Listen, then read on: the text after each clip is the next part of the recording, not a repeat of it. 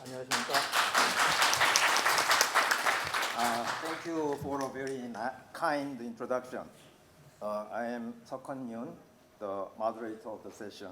I am very pleased to take this position of moderator today. Yes, I am Seokhan Yoon, the moderator of the session. I am very pleased to take this position of a moderator today and welcome all of you to the session. The title of the session is Jeju Offshore Financial Center for the Restructuring of Financial Service Supply Chain and in the East Asia. Please understand that the session is being recorded, I guess. As far as I know, there have been many discussions as to the potential establishment of an offshore financial center in the Jeju Island over the last 40 years or so. So the title Jeju Offshore Financial Center is no surprise to many people here in Jeju, and also to those who care for Korean financial industry. Well, the session consists of a keynote speech and 3 discussions. So let me now first introduce the speakers. Our keynote speaker is Dr. Kim Sung-hoon, the president of Jeju Halla University. He graduated from Seoul National University with a Bachelor of Science degree and also got an MBA degree from the same university. He then received Master of Science degree in Statistics from University of Texas at Austin and PhD degree in Finance from SUNY at Buffalo State University of New York. Returning to Korea, Dr. Kim worked for the Korea Institute of Finance, KIF, as a research fellow and then moved to Kyunghee University for a teaching position. He then again moved to Jeju Halla University and has served its president since 2010. Keynote speech will be followed by 3 discussions. The first one will be given by Dr. Lee Tae-gi, who graduated from Seoul National University with Bachelor of Science degree in economics and received both master's and PhD degrees in economics from the University of Chicago in the United States.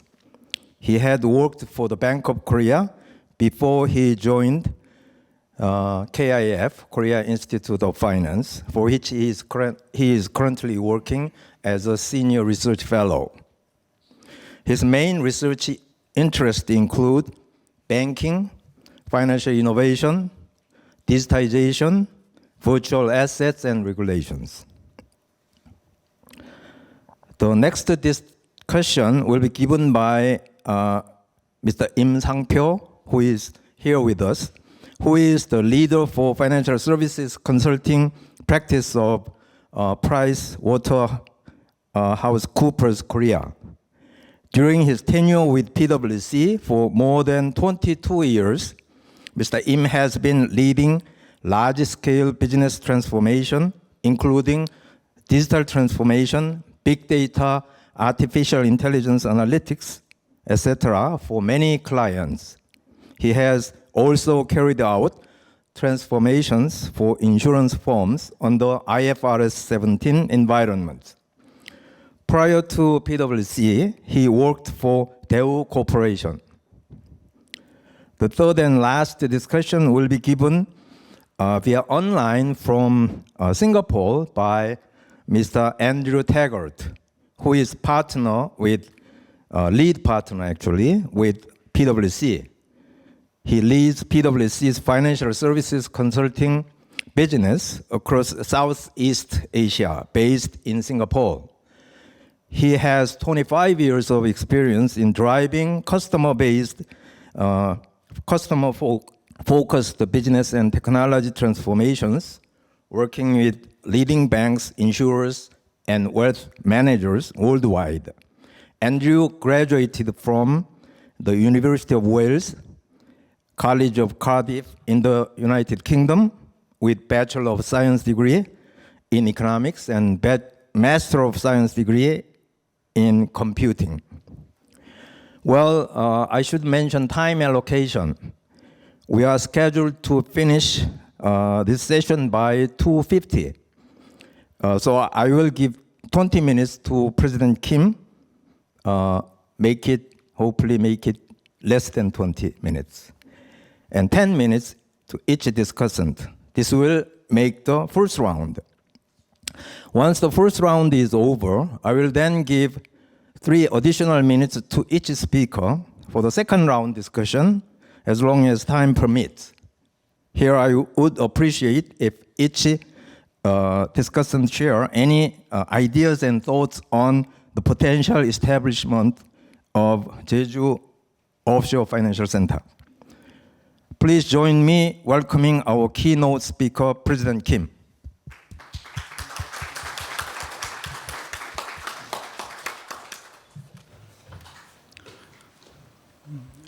Thank you for your kind introduction, and good afternoon, everyone. Thank you for coming. Today, I want to raise issues on the establishment of Jeju Cross-Border Financial Center. And I want to raise, questions or issues, whether we need it, whether we have to do it, or we can do it, and why. First, regarding the concept of cross-border financial center and offshore financial center, basically, my idea is they are the same, very similar, but with some difference. They predominantly cater to non-residents. So lenders and borrowers of funds are non-residents.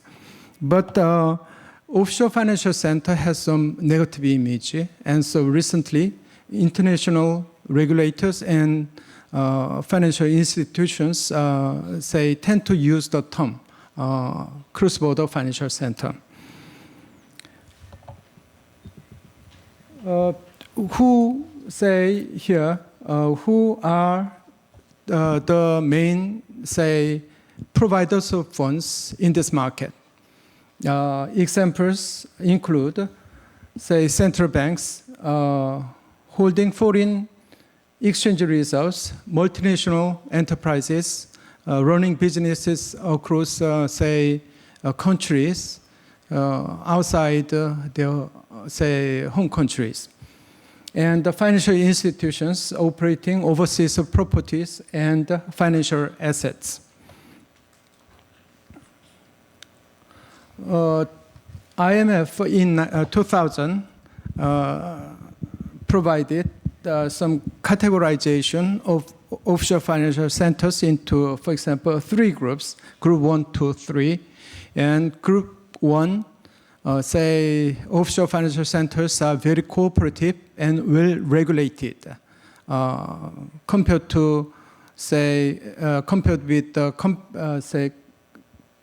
group 3 offshore financial centers, which are not very cooperative and not well regulated. So these days, usually group 1, cooperative and well regulated offshore financial centers are categorized as cross-border financial centers. Here, for example, in group 1, we have, Hong Kong and Singapore in Asia. Then, in 2022, Bank of International Settlement, categorization of cross-border financial centers, they are included in, here, on this part, Singapore and Hong Kong. And most say most cross-border financial centers are also counted as offshore financial centers in IMF categorization. So basically they are the same, but with some negative aspects, and because of say low tax, say low taxation and or low level of regulation with say anonymity and secrecy. So say there are some criticisms regarding offshore financial centers. Say people are using such say vehicles as a tax haven, so some tools for money laundering or financial crimes. So we say observe some international policy initiatives to say monitor and regulate say such activities. So against financial crimes basically, and say tax evasion. In Korea, say cross-border financial business is basically restricted, and so government do not allow offshore financial banking in this territory of Korea, but with some exceptions. For example, first, non-resident free one account allowed for foreigners basically, but these accounts are not for use in Korea. There are another exception, non-resident account allowed for non-resident Koreans, but they are for domestic use in Korea. But those say cross-border say financial businesses are very restricted, so as regarded as exceptions. To observe the long-term trend in cross-border financial market and draw some implications from the observations, I tried to show some, say, data, mostly graphically, using, say, BIS, International Bank of International Settlement data for the 30-year long-term from 1993 to 2022. And I say grouped say locations of those financial centers into four, basically Asia, Europe, North America, and Latin America. But I also look at some nationalities, including Korea, Japan, China, Chinese Taipei, Hong Kong, Singapore, for Asia. And I also look at UK and Switzerland because we have, we are very interested in the role of those large, say, cross-border players. First, let's look at this graph. Here,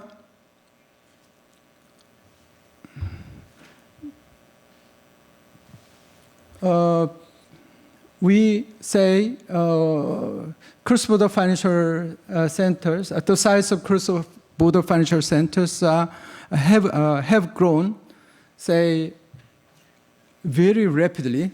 For example, $12 trillion in 1993 to $69 trillion in 2022.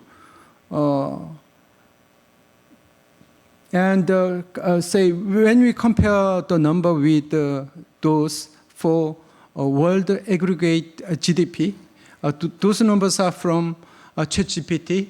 I should confess the numbers are incorrect. I checked, but very close. I checked. The world aggregate GDP was $26 trillion in, say, there is IMF, yes, quite similar IMF data in 1993 and $100 trillion in 2022. So the claims means simply assets, asset size of world financial, say cross-border financial markets is $6.4 trillion. You see the number here. Then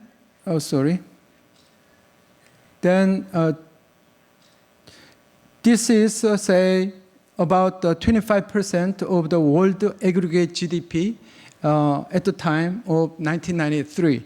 And, but last year, 2022, the asset size of $26.5 trillion in, say, world cross-border financial markets account for, say, corresponds to 36.5% of the total aggregate, say, world GDP. That is $100 trillion based on IMF data.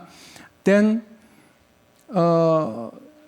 it has, the size has grown compared to the world aggregate GDP. The size has grown from 25% to 36.5%. So the market has grown faster than, say, GDP.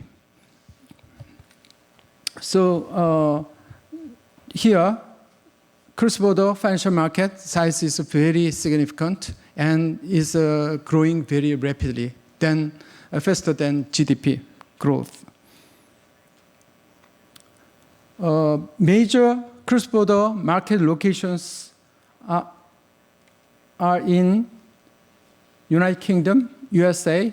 That is, say, in order, in terms of size, France, Germany, Japan, Hong Kong.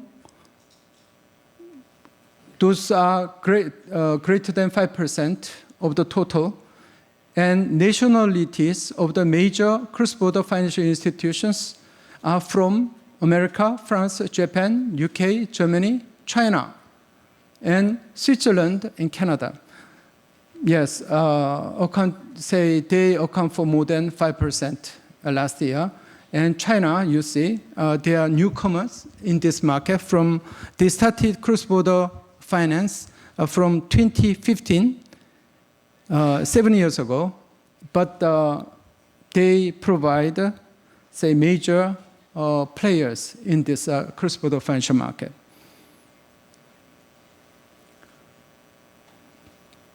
I ought to skip this page, considering the time limit. Say, here, major, say, cross-border financial markets are located in Europe, and second largest ones are in, say, Asia.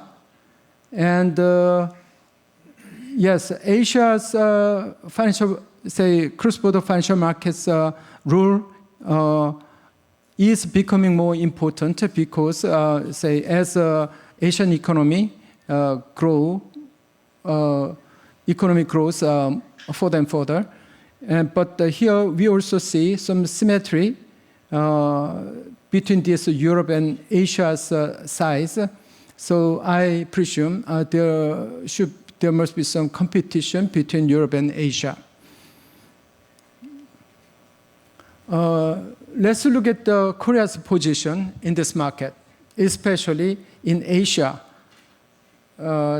This red line represents, say, the market size, market growth from, say, 1993 to 2022. It has grown a lot. Japan is the largest player. And the next one is Hong Kong. China, starting the business from about 2015, but, say, exercise a very, say, significant role, greater than Singapore. And this pale brown line represent, say, Chinese Taipei. Korea is below that. So in major economies in Asia, Korea say what the role of market say the business Korea's cross-border business is the smallest. Let's look at in numbers. Here we compare say assets and liabilities in those Asian markets.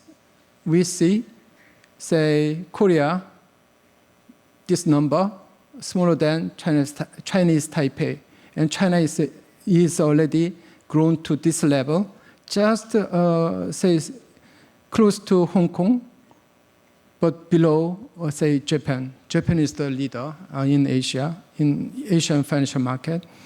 And table 2 shows, say, location minus, by location minus, say, by nationality. That means if this number is a minus, then Japanese financial institutions go outside Japan's territory, say play overseas.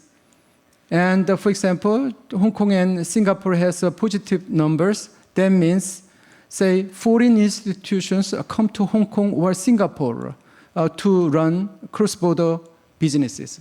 So Hong Kong and Singapore basically provide, say, playground for foreign institutions, foreign banks, foreign financial institutions. Say, instead, Japan send their financial institutions, Nomura Securities, Mitsubishi Bank, or even Mitsui Life Insurance to, say, outside Hong Kong or European market or American market, outside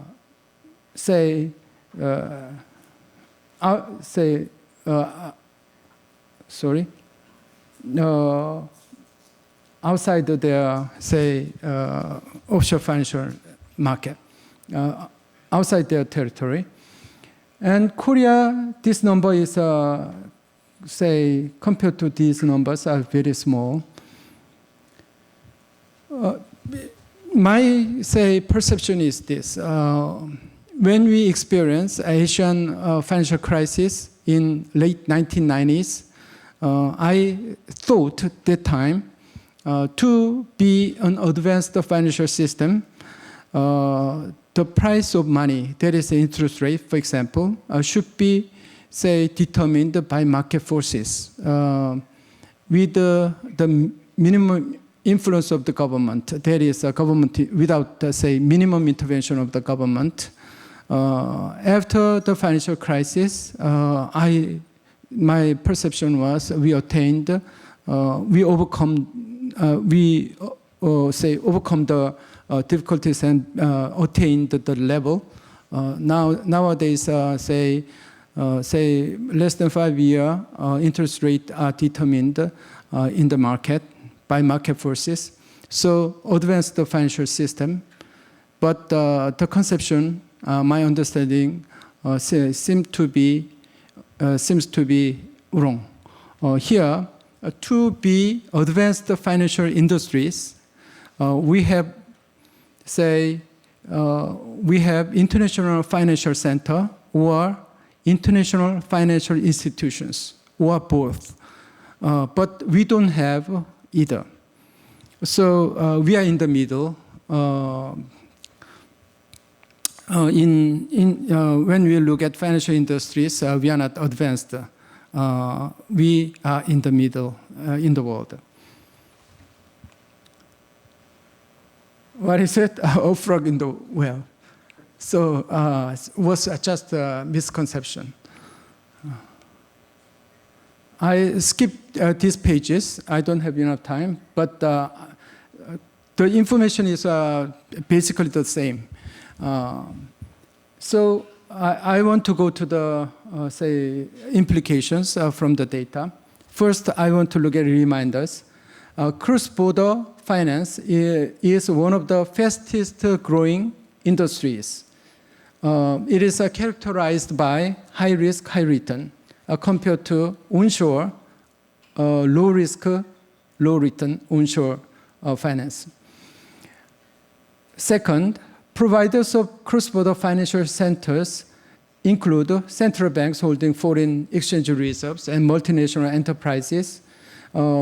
Say multinational enterprises, say over various countries, say do not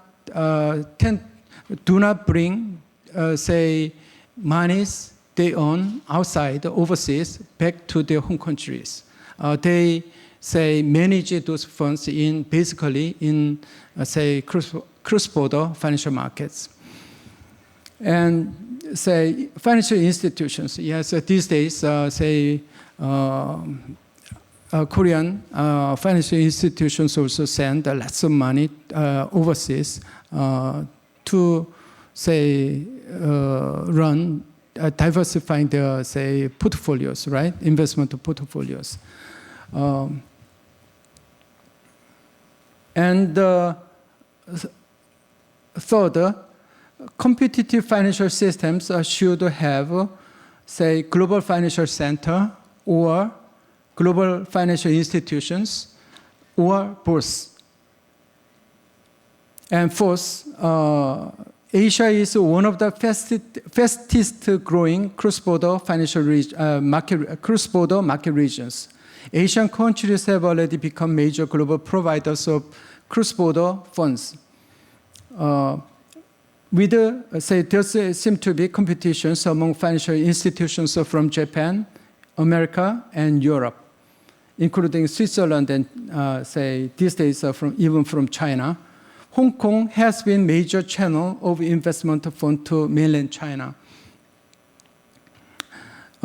Fifth, critical changes in geopolitical environments these days. Say the situation is usually termed as the age of deglobalization, meaning the China reorganization of global supply chain in manufacturing. This requires a large amount of funds for the establishment of manufacturing systems and infrastructure in Indo-Pacific Asian economies. And this calls for the simultaneous China reorganization of financial service supply chain and calling for a new cross-border financial center in the Asian region. I would say the only one alternative cross-border financial location in Asia is Korea. Why?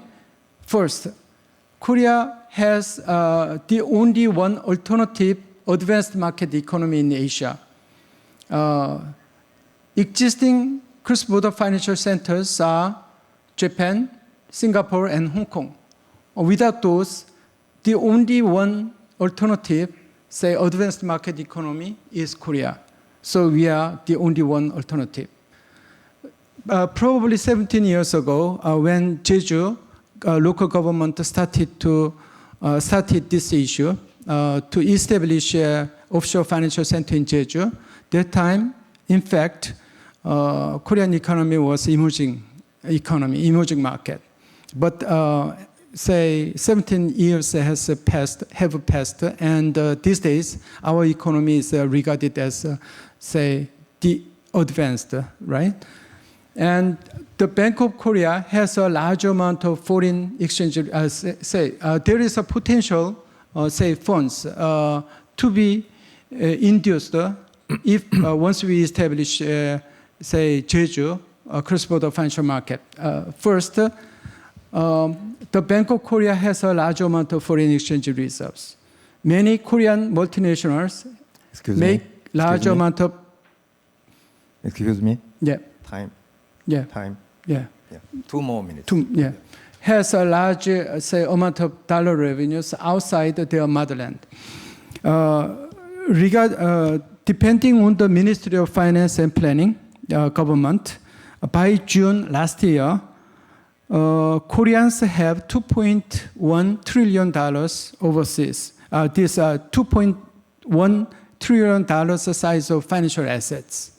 Among them, Bank of Korea and government has about $400 billion. The rest, $1.7 trillion size of financial assets are held by private sector. So large amount of financial assets are held by Korean, say, companies and, say, institutions.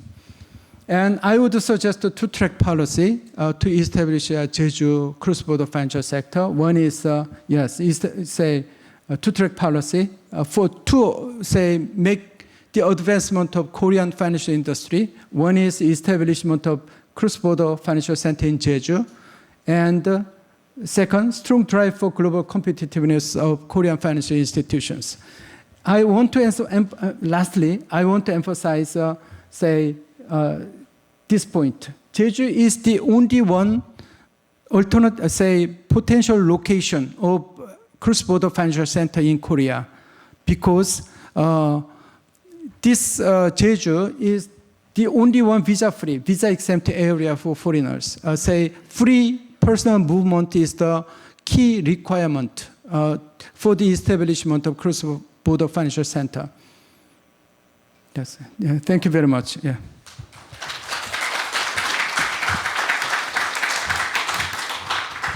Thank you very much for a very interesting presentation. While he passed his time budget, I cannot stop him because the last part was the most important, actually. So thank you. I'll give a brief summary of what you have said. President Kim tried to distinguish between offshore financial center or global financial center, I think, and cross-border financial center. He then seemingly argued that cross-border financial center seems more appropriate for Jeju. And he provided some good reasons for his argument. He actually mentioned three things in favor of Jeju cross-border financial center. First, the recent deglobalization or de-China phenomenon of supply chain in the manufacturing sector may call for a simultaneous reorganization of financial services supply chain, and hence for a new cross-border financial center in East Asia, considering the uncertain political future of Hong Kong. And Korea seems to be the only alternative, he argued. I think this is the main point of his argument. The reasons are as follows. Korea is only advanced market economy unexplored in the region. Korea has accumulated a large amount of foreign exchange reserves, more than 420 billion US dollars, something like that. Korea's financial firms are already operating a large amount of money in terms of portfolio overseas. He then picked Jeju, a special self-governing province, as a candidate for cross-border financial center, which is the only visa-free region in Korea. In addition, he argued that the political cross-border financial center shall be open to non-residents, but not to the residents, like foreigners-only casino popular in Korea. Well, thank you. And we now turn to the discussions. The first discussant is Dr. Lee with the Korea Institute of Finance. Unfortunately, however, he cannot make it here today. So we will have to watch his pre-recorded presentation. Please go and show this. Hello, this is Taiki Lee from the Korea Institute of Finance. I'm sorry that I couldn't attend the site today due to personal circumstances and made a video announcement. Thank you for your understanding. The reorganization of the East Asian finance services supply chain and the potential of the Jeju Offshore Financial Center have significant implications for the region. In order to fully understand the opportunities and challenges, it is important to assess the current status of offshore financial centers and the limitations faced by Jeju. Additionally, recent environment changes related to financial centers and the emergence of digital finance play a crucial role in shaping the future of a landscape. To enhance the competitiveness of Jeju Offshore Finance Center, a comprehensive plan should be implemented, leveraging Korea's innovation capabilities and focusing on digital finance.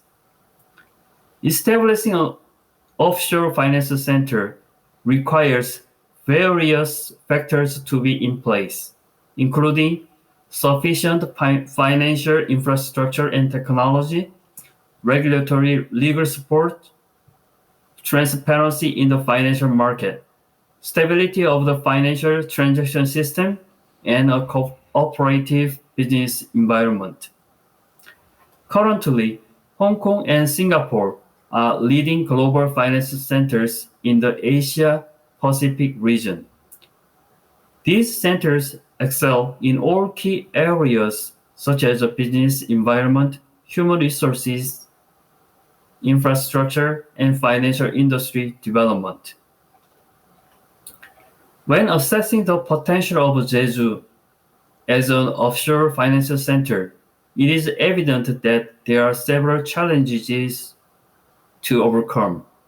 Jeju is considered less attractive compared to other international financial centers due to its insufficient infrastructure, low economic openness in Korea, strict regulatory and political environment, and rigid labor market. Unlike Seoul, Jeju lacks international flight connections and overseas infrastructure, which can result in high infrastructure construction costs for establishing a financial center.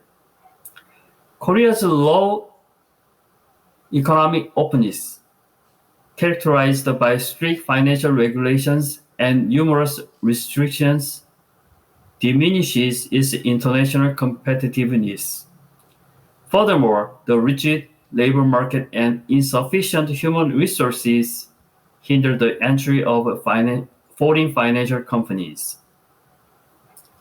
Recent environment challenges related to the financial centers have further added complexity to the landscape.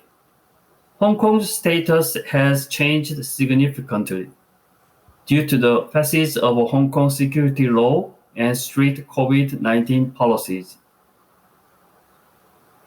leading to the departure of human resources and foreign capital. Similarly, London's financial sector has been impacted by Brexit, driven by the fourth industrial revolution and the COVID-19 pandemic, is transforming the financial paradigm. The rise of the digital finance is challenging traditional concepts and accelerating the digital transformation of existing financial companies. Fintech and big tech companies entering the financial market are expanding competition and cooperation. The rapid growth of the virtual asset market is prompting financial companies to develop virtual asset-based financial services and increase their participation in this market. Given the limitations faced by Jeju as a traditional financial center, it is crucial to formulate a competitiveness enhancement plan that leverages Korea's innovation capabilities and focuses on digital finance. The government must respond promptly and provide board institutional support to secure Jeju's competitiveness as an offshore financial center. This includes analyzing Jeju's regional characteristics and potential, understanding offshore financial market trends, and assessing the competitive environment. It is essential to address various legal regulations and tax problems that weaken offshore financial centers and hinder their growth. Strengthening technologies and infrastructure, as well as improving the level of financial services, will enhance Jeju's appeal. Moreover, a manpower development plan, and sufficient compensation system are necessary to address the shortage of financial professionals. To increase its position in global financial market, Jeju should establish a global network through collaboration with domestic and foreign financial institutions.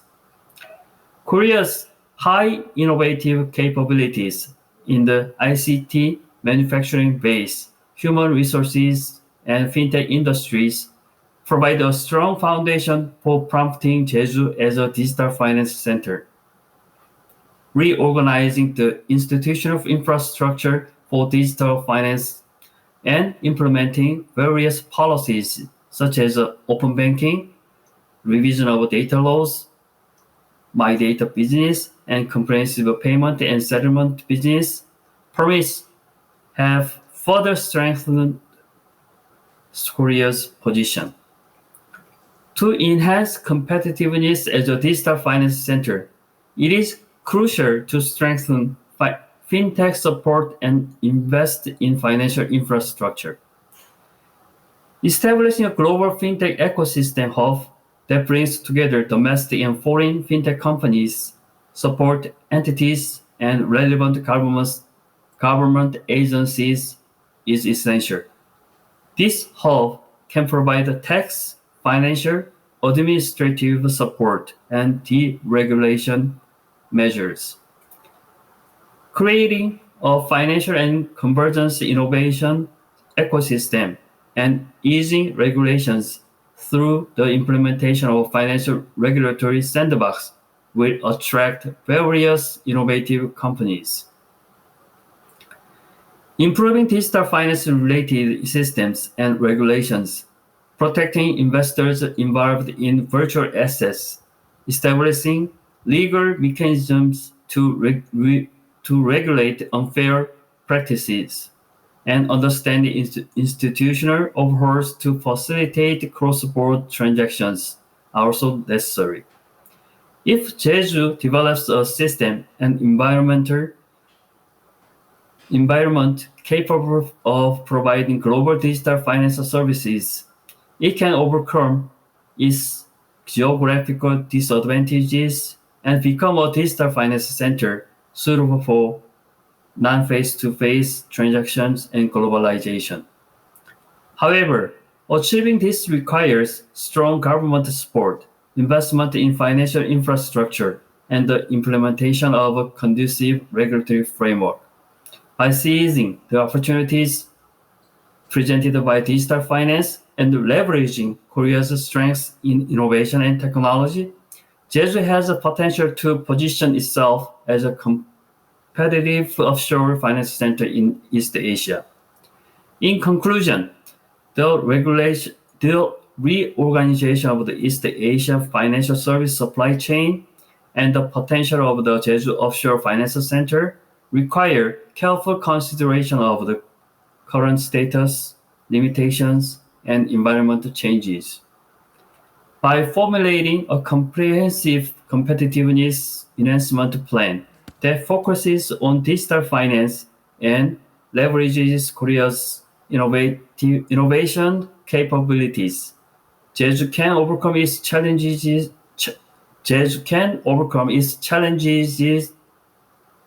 and establish itself as a prominent offshore finance center in the region. Thank you for your listening. Thank you. Thank you. Well, Dr. Lee has touched upon a lot of things, actually, but his slide didn't move. Sorry for that. Mr. Lee showed a little bit of concern at first about many challenges facing for potential Jeju cross-border financial center compared to Seoul. Jeju lacks international flight connections, for sure. It also lacks infrastructure, which would require huge construction costs going forward. However, these things can change in the future, I believe. In addition, Korea's strict financial regulations and many restrictions would not help either. That's what he said. And the rigid labor market could also be a negative. Given these weaknesses, he mentioned it is crucial to formulate a competitiveness enhancement plan that focuses on digital finance. He said, he then added, the government must respond promptly to provide institutional supports and also proceed with deregulation, such as adopting a financial regulatory sandbox in the region. Actually, I like this regional regulatory sandbox idea very much because that's exactly something that I discussed last year in this 2022 Jeju Forum.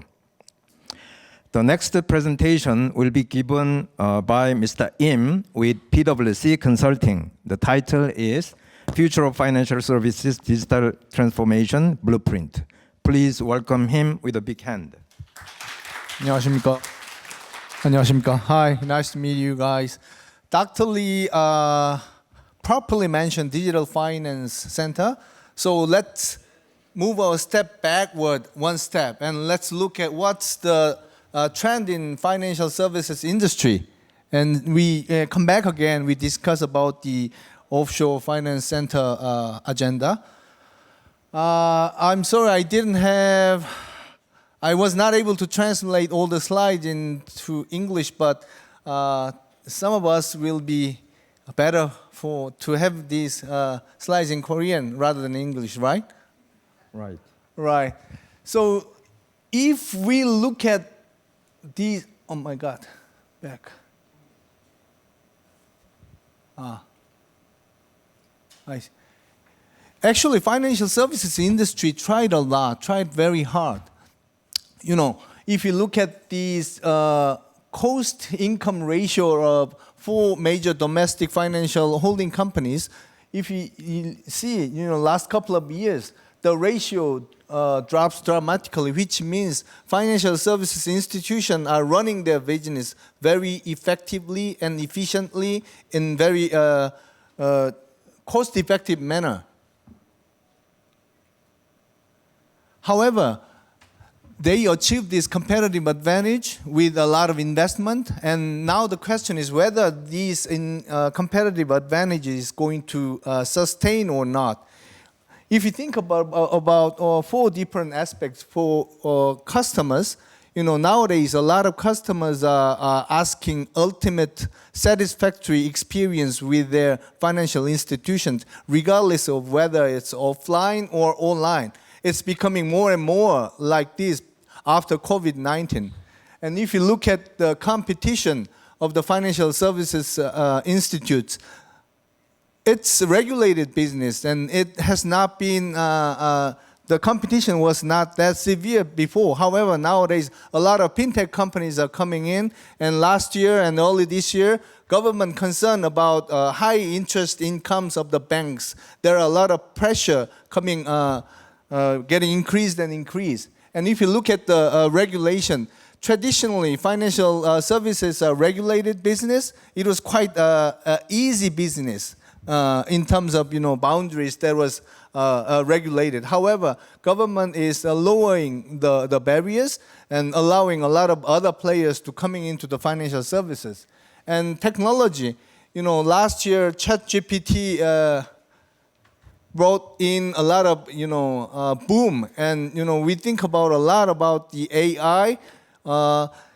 It has been under discussion for like 10 years ago. You know, big data analytics and machine learnings. However, after generative GPT, it's becoming more and more real, and it'll impact our business. We can look at the future of we can imagine the future of the financial services if we look at the retailers. You know, most of the Koreans now feel that Coupang is doing a lot better than traditional retailers like eMart, HomePlus, etc. And this could happen for financial services industry as well. However, you know, it's again regulated business, and we can see on the slide Ant Group and Challenger Bank, they're providing a lot of innovative ideas and they're doing quite innovative operations and they're threatening a lot. However, as a regulated business, financial services will continue for the time being. If you think about frog, Mr. Kim mentioned about the frog in his slide also. In the melting pot, once there's a frog doesn't recognize that the water is boiling. However, once the temperature reaches a certain point, the frog just dies then. It could happen in financial services industry as well. They are easy doing their business with the regulations. However, suddenly it can disappear. So we will have to pay attention to what's going to change and what's not going to be changed. What's not going to change at all is the essence of the financial service itself. What is it doing is providing credits and intermediating funds who require funds and who has surplus funds, and asset management and risk management. Those are something never going to change. However, what changes is the grouping or industry itself, bank, industry, credit card, security, it's all defined by the regulation. However, customer is not confined to those regulations. Customer just want what they need. So it's changing and competitive environment is also changing. And the way the financial services deliver their services is also changing. Digital channel becomes more and more important. So when we think about trends in financial services industry, we have to think about these three aspects and three by three metrics. Customers.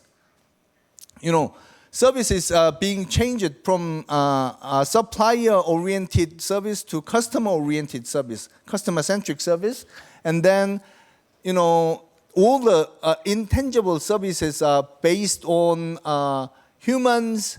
Professional advisors. However, technology is going to replace that as well. And industry, regulation-based industry itself was the area they were playing. That was the playground. However, the playground itself is changing. It's opening up to other players, and it has to move towards more open ecosystem. And these three can be looked at platform-wise, data-wise, and cloud-wise. Let's look at one by one. Platform.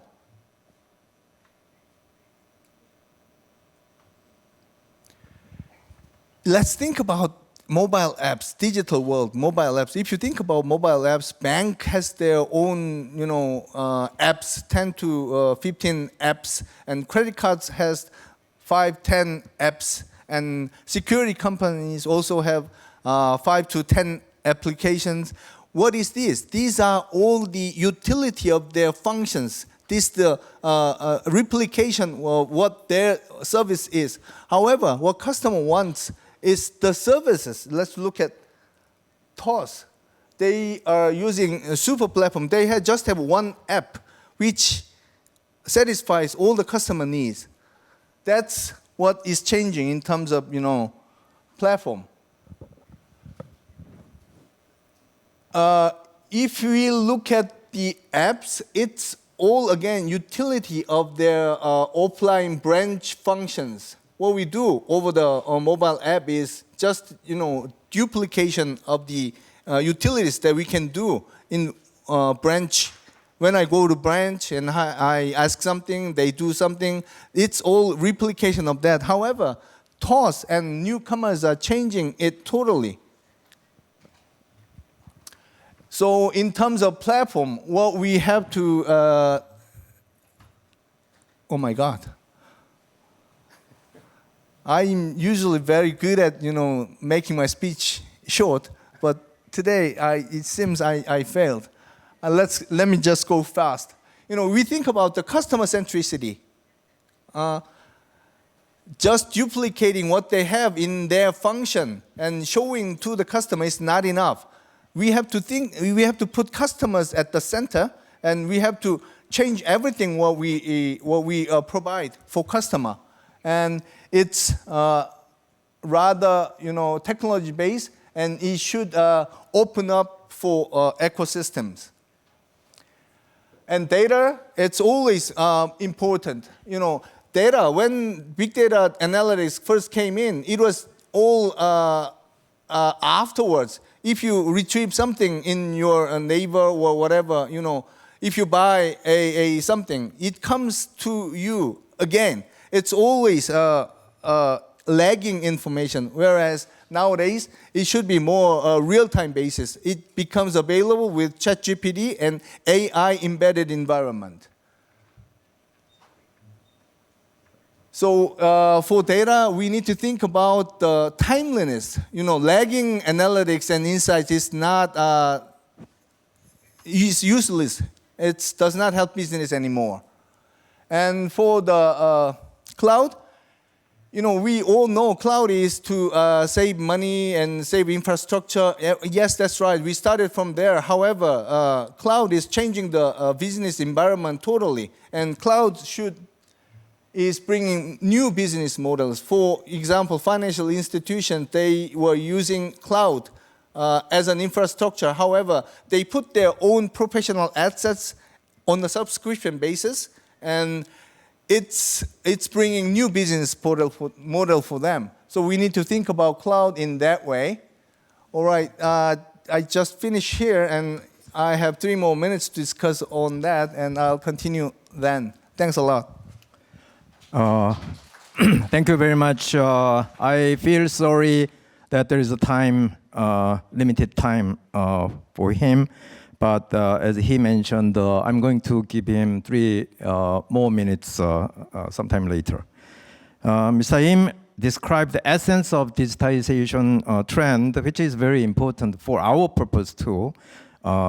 He summarized that in 3 related areas as follows. First, platform will not be utility but product. Second, data will not simply be oil but engine. Third, cloud will not be IT migration but should be considered as business transformation. I don't exactly understand what all these things mean at the moment, but he will make us feel better later on, I hope. They all appear important, though, for the future of digital finance and, of course, for the future of finance itself. However, they seem a bit too abstract for our purpose. So I wonder if there could be somewhat more practical or easy guidelines as to how to make use of these things in general terms, at the least, for the establishment of Jeju Financial Center. Okay, now let's try to invite Mr. Taggart from Singapore, who is going to speak via online, and please join me welcoming him with a big hand. Thank you for your participation, Mr. Taggart. You have 10 minutes now, and we'll also be given another 3 minutes later on if you'd like. Thank you very much. Thank you very much, and good afternoon, everyone. Thanks for having me dialing in from Singapore. So if we can maybe just pull the slides up. I wanted to just spend the 10 minutes talking a bit about some trends, but then quickly get to a view of Asian financial centers, and with a little bit of a deeper dive on Singapore, and how Singapore has developed as a financial center, and how you can learn some lessons from that. Can you see the slides? Do we have these slides?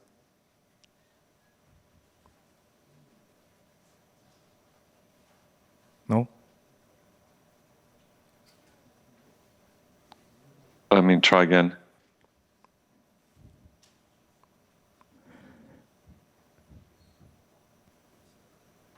Slide. Says I'm sharing. Okay. Hi, Andrew. Are you sharing your slides now? Yep. Yes, it's there you go. It's Okay, on now. good, There we go. All right, Okay, good, thank you. good. Yeah. Okay.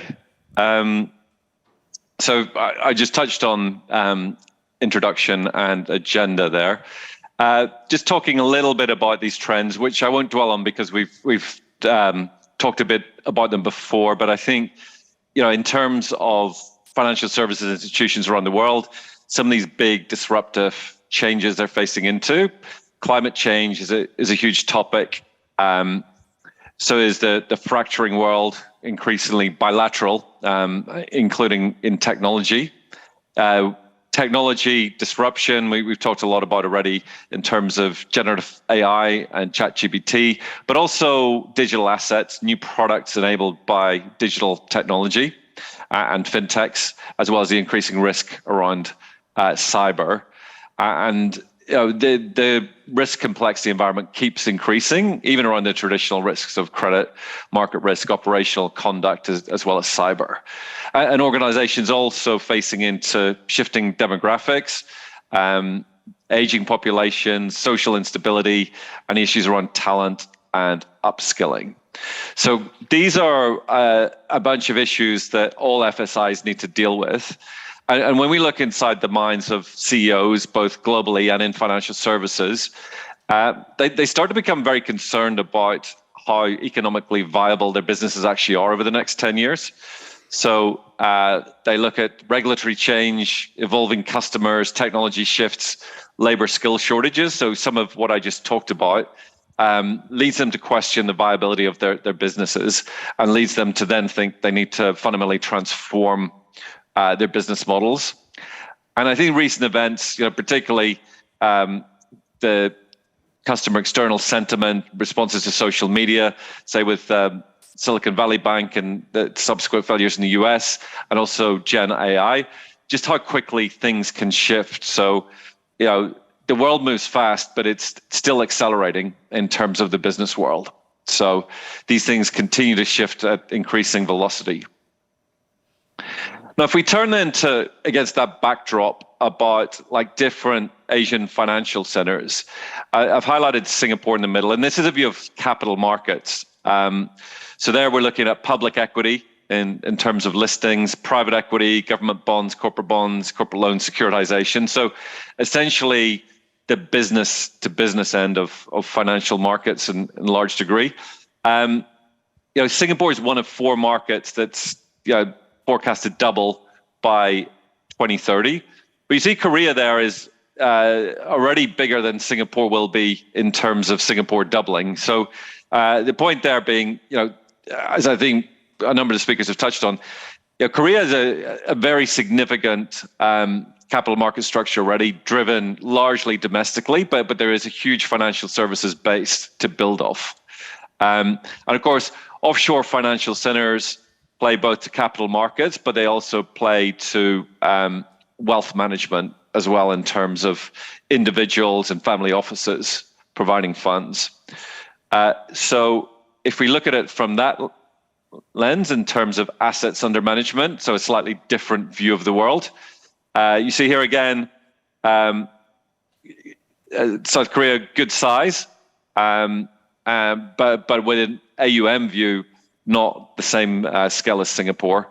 And what this is really reflecting is the massive domestic markets of China and Japan, as well as Australia and Korea in this, and then the 2 bigger offshore centers of Singapore and Hong Kong, having some big numbers up there as well. So, if we look ahead there, we see that there are these two big centers, trends for potential growth. There is a potential for a third offshore center to join Singapore and Hong Kong as bigger centers that we would see. I think if you go back a few years, people would have said the obvious choice of that would be Shanghai as a center.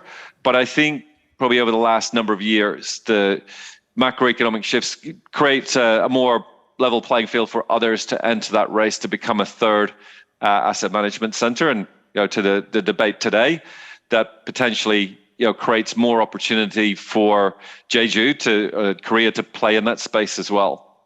But this really does depend in terms of the parts of the value chain that you want to play in across capital markets versus into more of a asset management play versus more of a wealth management play.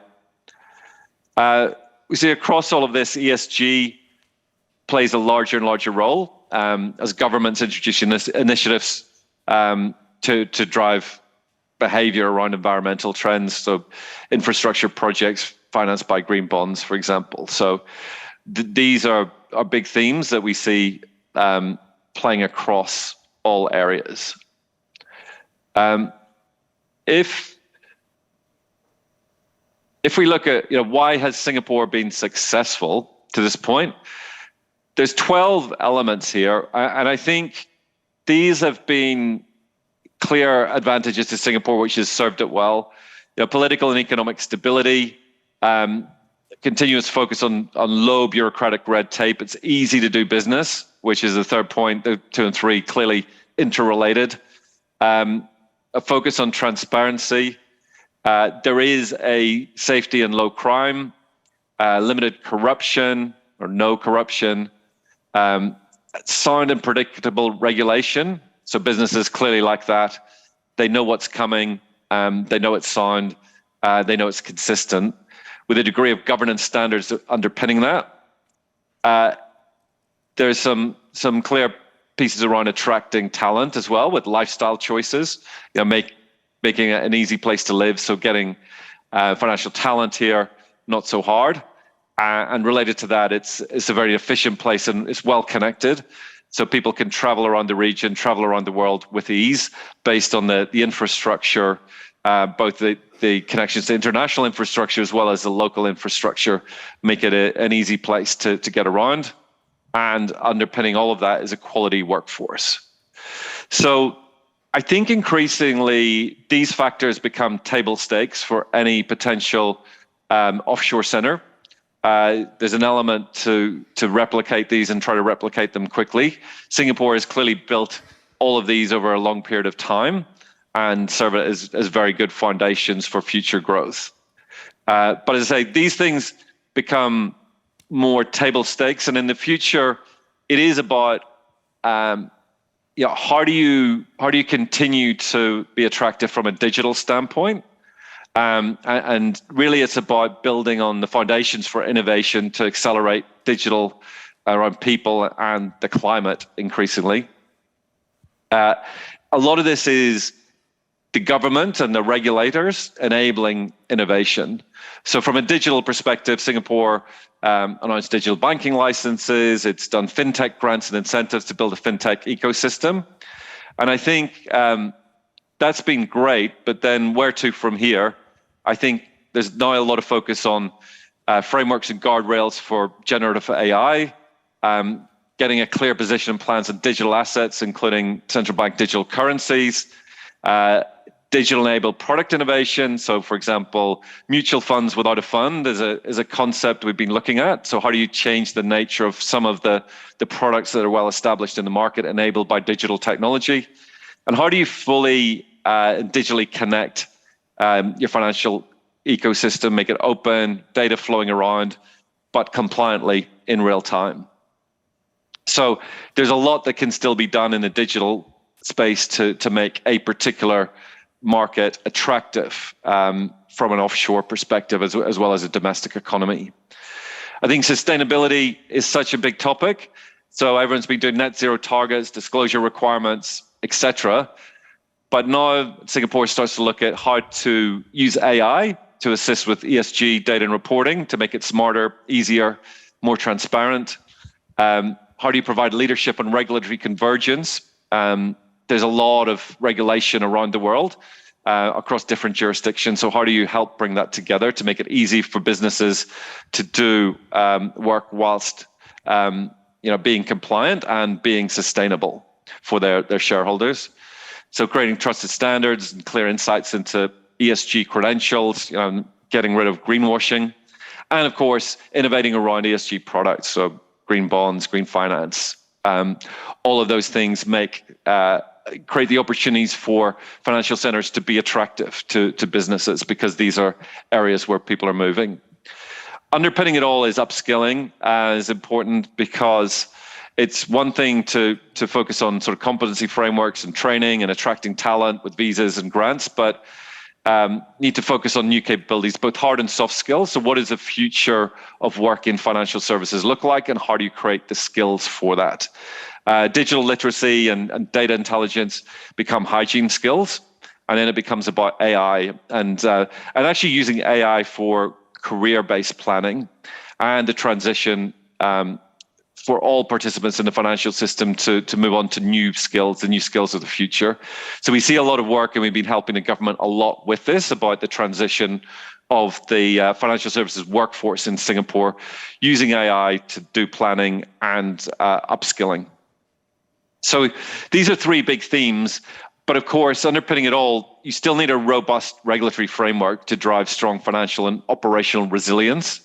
Because if there's cracks in the resilience, then you start to have issues and credibility erodes. So that, again, is part of the table stakes I mentioned before, but it must be a resilient system. And then how do you start to attract with companies because of what you're doing in the digital sustainability and upskilling space, as well as all of the other factors I mentioned previously around some of those factors that Singapore has built to make itself an attractive venue as an offshore center.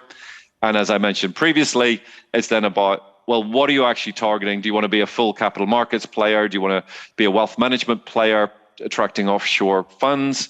And be very targeted about that, and what types of funds you want to attract. Is it non-resident Koreans? Is it a broader global play?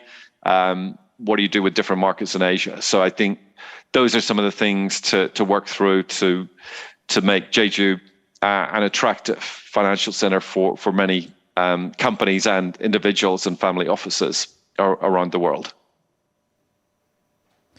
Thank you. Thank you for your very intuitive and global perspectives. To make a summary of what he has said, three things comes to my mind. The first is he stressed digital, people, and the climate as foundation for future successful innovation or the future of finance.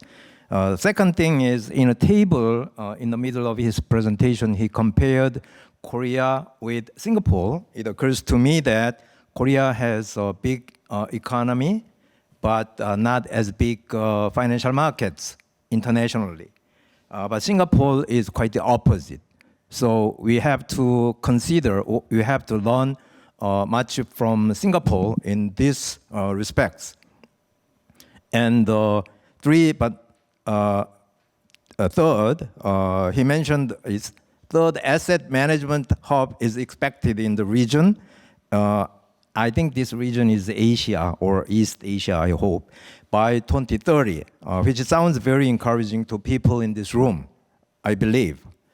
So we have now finished all three discussions. So that's the first round discussion. Given the remaining time, we proceed to the second round and try to give each speaker a brief moment so that he can give some of his opinions as to the establishment of a Jeju Financial Center kind of thing. So President Kim first, and then go ahead, please. Yes. Thank you. I want to make 2 points. One, the first one regarding the the shortage of infrastructure and labor forces, etc., and the huge amount of work for legalization of cross-border financial center. Yes, I say accept to a certain degree that, but we can say overcome the challenges. The second point, digitalization. But we have to consider two classes of financial services in terms of customers. Who are the customers? One, the first customer could be businesses. The second, say, consumers, say, consumer banking or banking for businesses are totally different. Digitalization, yes, we made to a certain degree, we say need digitalization and the use of AI, for example, even in, say, financial services for businesses. But we say, when we talk about digitalization for offshore financial center or cross-border financial center, we overemphasize digitalization. Say, we are talking about in terms of offshore financial center, cross-border financial center, we are talking about financial services for businesses, not for customers. So fintech technology, many fintech technologies are for financial services for, say, retailers, common customers, not for businesses. Business corporations for funding, say, investment, say, FDI, foreign direct investment in those countries, right? And so, yes, to a certain degree, I accept some, say, point, say, suggested by the discussant, but still, Jeju, Jeju Financial Center could overcome the challenges. Thank you very much. Anyway, the issues boil down to this digitization issue, and for that, I think Mr. Im has something to say. Yes, thank you.